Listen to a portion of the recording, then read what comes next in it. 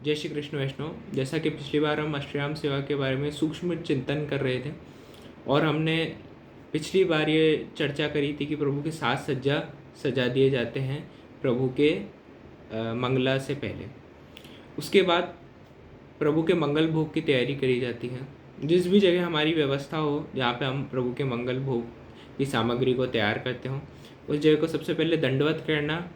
वहाँ पे रोहिणी जी क्योंकि विशेष रूप से नंदालय की रसोई की अधिपति हैं, उनको प्रणाम और दंडवत करना और सभी गोपी जनों को, गोप ग्वाल को, नंद राय जी, रोहिणी जी, यशोदा जी, सबको प्रणाम करते हुए उनसे ये विनती करनी कि जो भी भोग और सामग्री उनकी कृपा से बनने जा रही है प्रभु उसे आनंद से आरोगे, और मंगल भोग के थाल को ले जाते हुए निज मंदिर में जाना।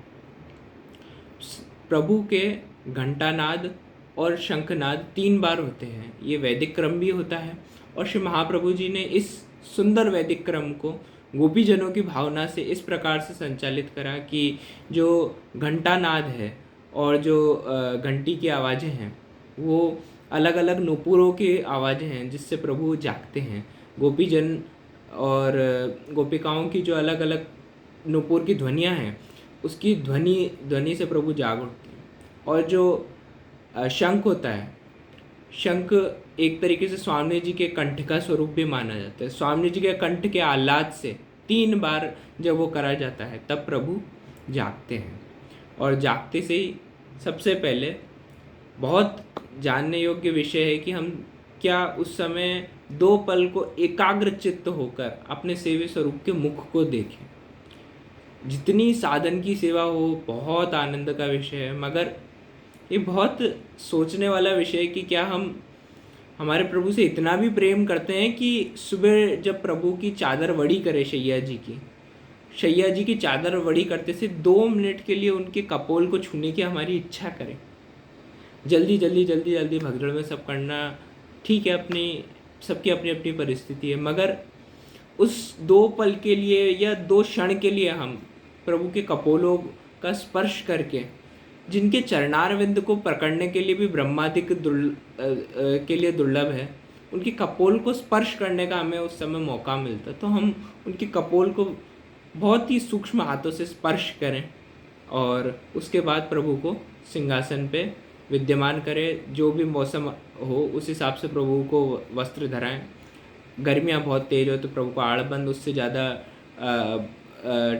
ठंड हो तो प्रभु को उपरना धराएं, उससे भी ज़्यादा ठंड हो तो दत्तू, उससे भी ज़्यादा तो गद्दल, फरगुल आदि मौसमानुकूल प्रभु को वस्त्र धराए जाएं और प्रभु सिंहासन पे आरूढ़ होंगे। सिंहासन पे प्रभु को आरूढ़ करने का एक बहुत सुंदर श्लोक है।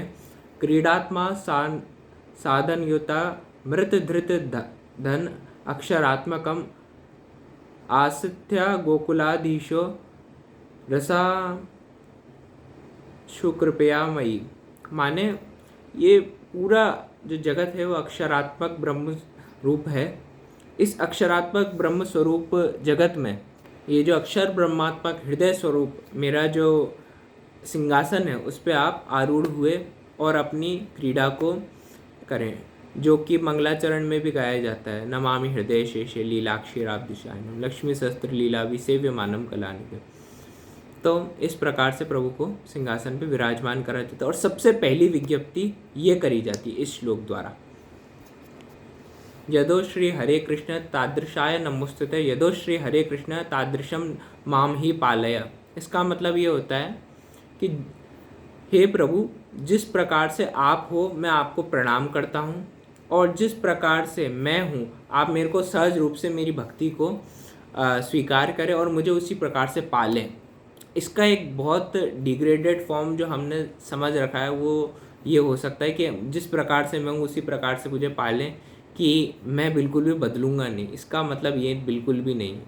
हमने पहली ही श्रृंखला में चर्चा करी थी कि प्रभु के उठने से पहले अपन को गाना है, अपनी अपनी मथनिया दोवे अपनो अपनो दयो बिलोवे। तो स्वचिंतन जब भी होगा, स्वचिंतन के साथ साथ जीव अपनी सारी खामियों को पकड़ेगा, और जब जीव अपनी खामियों को पकड़ेगा तो सहज रूप से उन खामियों से सेग्रीगेट होगा और प्रभु के सन्मुख उन खामियों को अलग रख के बोल सकेगा, हाँ ये मेरी गलतियाँ हैं, मैं इन्हें स्वीकार करता हूँ और मैं आगे जाके इन गलतियों से निवृत्त होऊंगा। तो उसी प्रकार से आप मेरे को सहज रूप में जिस प्रकार से मैं आज आया हूँ आप मुझे स्वीकार करो। भगवान की भगवत्ता को स्वीकार करना और प्रभु हमारे मनुष्यत्व को स्वीकार कर रहे हैं, ये इस श्लोक द्वारा प्रतिपादित किया जाता है। जिस प्रकार से सूरदास जी आचार्य चरण के सन्मुख जब पहली बार आए तब उनने हो पतितन कोटि को गाया, और आचार्य चरण ने उन्हें जब प्रभु की लीला को गाने को कहा और उनके कान में ब्रह्म संबंध मंत्र दिया, तब उनके मन में मैं क्या हूँ इसकी स्मृति हुई, क्योंकि मैं क्या हूँ इसकी स्मृति होना सबसे ज़रूरी है। आज हमसे पूछा जाए कि हम कौन हैं तो हम ये बताने योग्य नहीं हो पाएंगे। हम फलान इंसान, फलान ढिमकान, मोहन, हरीश, राहुल, ये सारे नाम लेंगे जो हमें संसार ने ही दिए, और उससे आगे हमसे पूछा जाए तो हम ये बताएंगे हम किस खानदान से, हम किस परिवार से, हम किस जगह से हैं। जो जो चीज़ें हमें सहज रूप से हमारे देश कालोत रूप से मिली हैं, हम उसे ही अपना मूल रूप से शरीर मान चुके हैं, उसे ही अपना स्वभाव मान चुके हैं।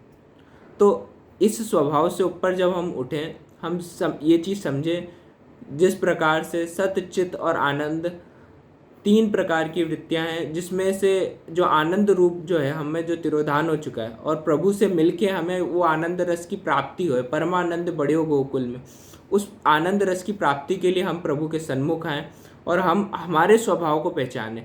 ये श्लोक पूरी इस श्रृंखला को गा रहा है कि प्रभु के आनंद स्वरूप में से एक छोटी सी पुंज श्रृंखला में हूँ, मैं इस चीज़ को पहचानूँ।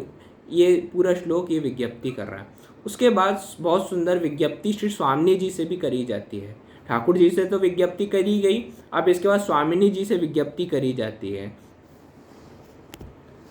भाषणम माँ त्यजा प्राण प्रिय गोप वधुपते, माने आप जब प्रभु आरोग्य भोग उनसे बात करते रहें, जिससे कि प्रभु मूल रूप से आपके अधर सुधा का ही तो पान करते हैं।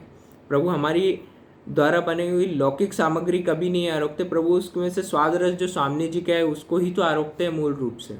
तो स्वामिनी जी आप हर समय प्रभु के साथ वार्तालाप करते रहें, एक तरीके जो हम बोलते हैं कंपनी देते रहें आप, वो स्वतः आप ठाकुर जी को भोग आरोगते वक्त पूरी कंपनी देते रहें। और इस श्लोक को बोलते हुए हमें कहीं ना कहीं दिमाग में ये आना चाहिए कि सारी सेवा जो हम कर रहे हैं वो इसीलिए ही कर रहे हैं कि प्रभु की कंपनी हमारे जीवन में हर समय बनी रहे, प्रभु के साथ जो हमारा कनेक्शन है वो कभी ना टूटे। कि प्रभु की सेवा के लिए महाप्रभु जी, गोसाई जी, गोपीनाथ जी, सप्ताद्मज, पुरुषोत्तम जी आदि आचार्य एवं गोपीजन स्वतः ही गोलोक धाम में है।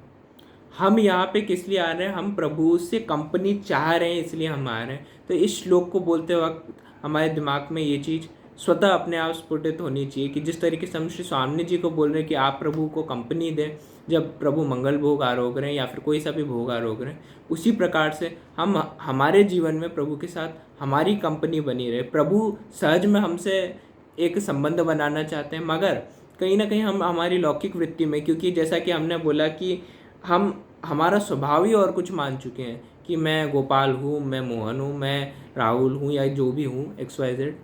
तो जब तक हम इस स्वभाव से परे नहीं जाते हैं, और उससे पहले एक और चर्चा करनी हमारी रह गई कि श्री यमुना जी की झारी पहले ही भर के धरी जाती है। वो यमुना जी की झारी स्वभाव विजयो भवेद के लिए करी जाती है कि हम सबसे पहले अपने स्वभाव को जानें कि प्रभु का ही मैं अंश हूँ और प्रभु की सेवा के लिए ही मेरा जन्म हुआ है।